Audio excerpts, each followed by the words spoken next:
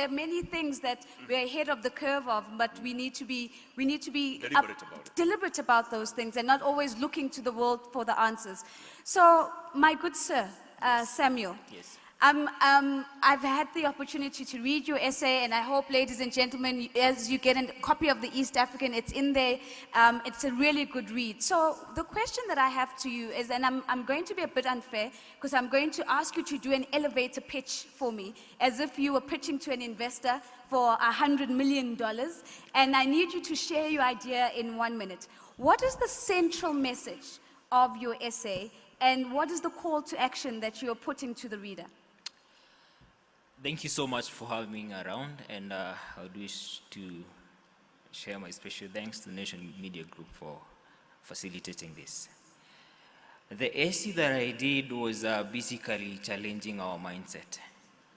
And it's some thoughts that I have been having all along, being a young person, on what are the changes that can happen among East African countries and young people so that we can bring changes. And in the essay, I noted and I shared some facts on the changes that can happen in the political, social, and economic agenda that will bring around change towards having a borderless continent. So tell us about those actions in the social, political, and economic spaces. What is the one action that you've identified in each of these spaces that you believe will lead us to a borderless Africa? One of the questions that I've been asking myself is, are we enemies of ourselves? And a few thoughts that have been coming to me is, there's a strange mindset that I've seen. If I can give an example to my country, Kenya, if someone is talking that I bought a suit, an Italian suit, someone will be given a higher chance of being listened to than a person who has bought a suit from a tailor locally. Yet that suit, well done by a local tailor, goes for around $80. That Italian suit, you and I know what that cost. And I'm asking myself, if we are taking over globally and going borderless, and we are killing our local industries, how will that local industry be able to expand its boundaries even beyond the country? The second thought has been, I have been brought up in an area where coffee is the major cash crop. A farmer is paid 0.5 USD per kg. This coffee is exported. Then, after a while, I go to the supermarket and I buy this coffee, 200 grams, at $3. Does it make sense? These are some of the hard questions that we need to answer. Another area is around our minds. And I've been asking myself, are we brainwashed? What makes us believe that a product that has been manufactured from Europe is far way much better than one that has been manufactured locally? Even in your TV, in the evening probably, there is a high possibility you'll be watching a movie from Mexico. And I'm asking myself, what will happen to our Nollywood? Shall we go borderless if our Nollywood is no longer there? Again, I heard of a kid who was named British. Another one called Lorenzo. What kind of mindset are we creating even to the younger, to those little toddlers?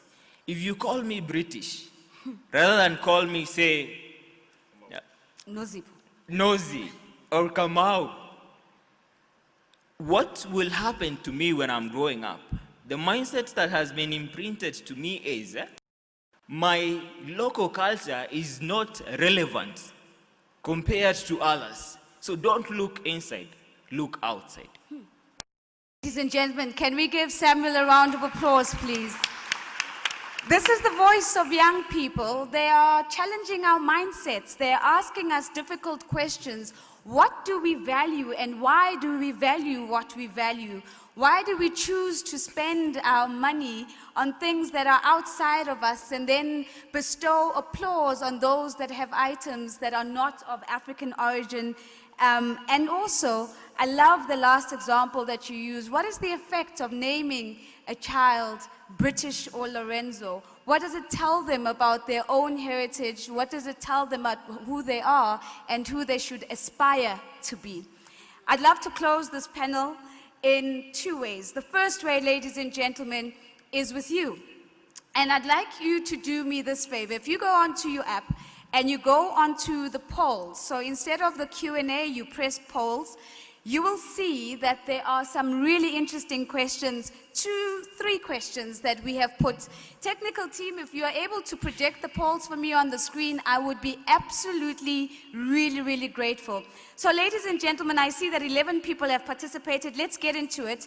The first question is this: do you think there is enough goodwill towards achieving a borderless Africa in the next 15 years? So we're talking about short to medium term, and you can either select yes or no. It's a simple yes or no answer. Do we have the goodwill to achieve, to move towards a borderless Africa in the next 15 years? Our second question, which is on the poll, says, do you feel sufficiently empowered to benefit from the fruits of a borderless Africa? Do you feel sufficiently empowered to benefit from the fruits of a borderless Africa? And last but not least, what do you think it will take for you to be competitive in a borderless Africa? And that one requires a text or typed answer.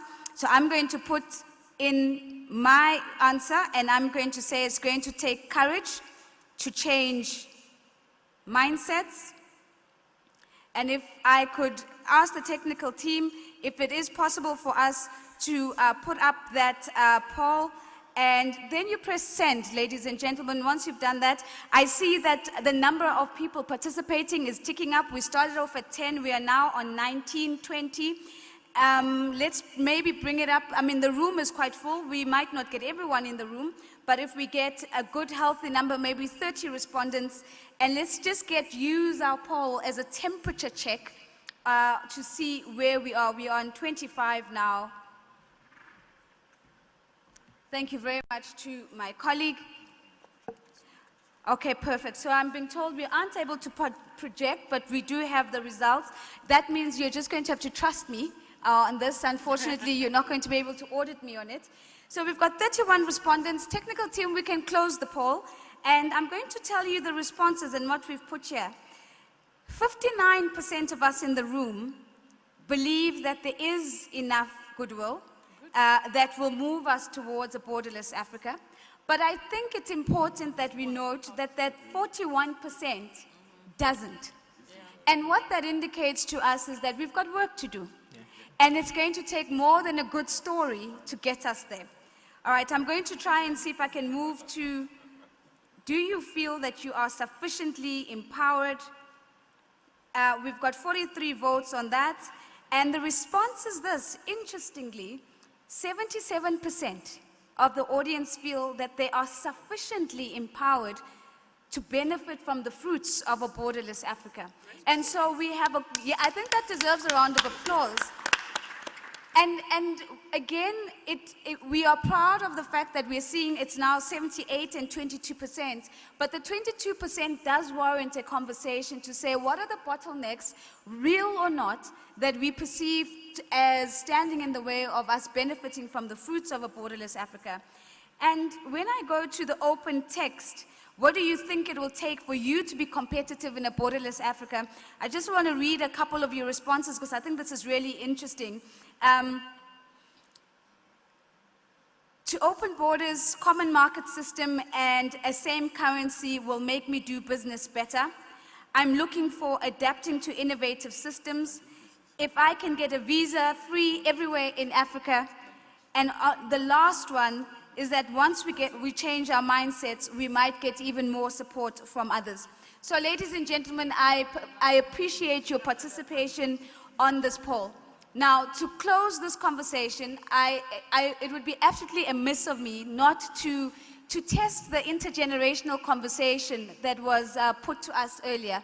It's too sweet a deal to have a young person and not put the young person up against the more older people and see how the older people do against the fresher minds. So, this is what we're going to do. Let's assume the following, that tomorrow morning, for all arrivals at Kigali International Airport, as they receive their visa, there is a screen, and it's actually there. As you pass the immigration officials, there's a big TV screen there. What does this TV screen say in relation to a borderless Africa? And so, Samuel, you'll get to go last because I have a funny feeling that you're really going to bring it home for us. And I'd like to put to Linus and Claire a challenge. What does the screen say? All I'm going to give you is the first 3 words. A borderless Africa. And you've got to complete the sentence. A borderless Africa, and you've got to complete the sentence. Now, Samuel, you've got a lot of young people resting on your shoulders. You've got to outperform the older people. So you are not free from the challenge, but I will give you an opportunity to go last. No pressure. All right. Claire? A borderless Africa is here. Ladies and gentlemen, a borderless Africa is here. Okay, Linus. Oh, I wanted to say a borderless Africa starts here. A borderless Africa starts here. I think they've made your job easy, Samuel. A borderless Africa is here. A borderless Africa starts here. Ladies and gentlemen, a voice that is likely to be there in 2079, closing us off on this conversation of a borderless Africa. It's over to you, sir. Take us home. A borderless Africa is up for grabs. Take it. A borderless Africa is up for grabs. Take it. A very big round of applause to my panelists, please. Thank you very much. So we are going to take a coffee break, if I'm not mistaken. Thank you very much for that indication, Max. We're going to take a coffee break. And if we could just get an indication, it is 11 o'clock. We'll be back at 11:30. Is that correct? 11:30, ladies and gentlemen, for your next panel. Thank you so much for your participation.